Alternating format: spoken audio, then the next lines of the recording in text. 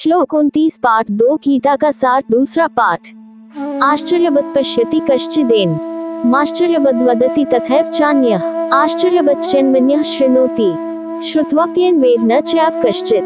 कोई एक महापुरुष ही इस आत्मा को आश्चर्य की भांति देखता है और वैसे ही दूसरा कोई महापुरुष ही इसके तत्व का आश्चर्य की भांति वर्णन करता है तथा दूसरा कोई अधिकारी पुरुष ही इसे आश्चर्य की भांति सुनता है और कोई तो सुनकर भी इसको नहीं जानता। 29 व्याख्या। इस श्लोक में भगवान श्री कृष्ण आत्मा की दिव्य प्रकृति और उसकी अनंतता का वर्णन कर रहे हैं। आत्मा के बारे में कई लोग अलग अलग प्रतिक्रियाएं दिखाते हैं। कुछ लोग आत्मा के अस्तित्व और उसकी विशेषताओं को देखकर चकित हो जाते हैं, जबकि कुछ लोग इसे समझने के प्रयास में कई बातें करते हैं, लेकिन उनकी बातों में भी गहराई नहीं होती। कुछ लोग आत्मा के बारे में सुनते हैं लेकिन फिर भी उसकी वास्तविकता को नहीं समझ पाते। इस प्रकार आत्मा की सच्चाई इतनी गहरी और सूक्ष्म है कि कोई भी उसे पूरी तरह से जानने में सक्षम नहीं होता। इस श्लोक के माध्यम से भगवान श्री कृष्ण ये सिखाते हैं कि आत्मा की वास्तविकता को समझना एक गहन और सूक्ष्म प्रक्रिया है और यह केवल साधना और ज्ञान के माध्यम से ही संभव है।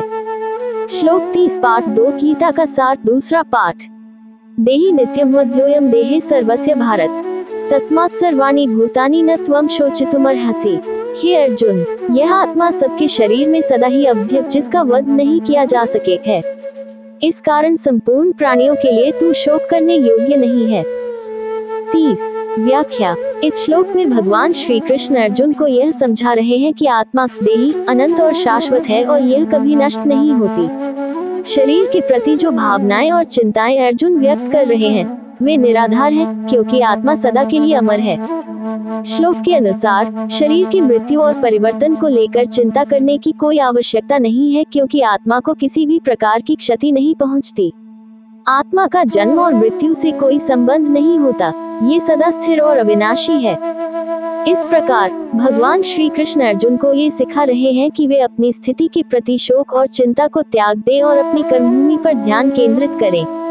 ये ज्ञान अर्जुन को अपने कर्तव्यों को पूरी निष्ठा और समर्पण से निभाने के लिए प्रेरित करता है, बिना नतीजों की चिंता किए। इस श्लोक का संदेश है कि आत्मा के अमरत्व को समझकर हमें जीवन की घटनाओं और परिस्थितियों को अधिक संतुलित और समर्पण के साथ देखने की आवश्यकता है।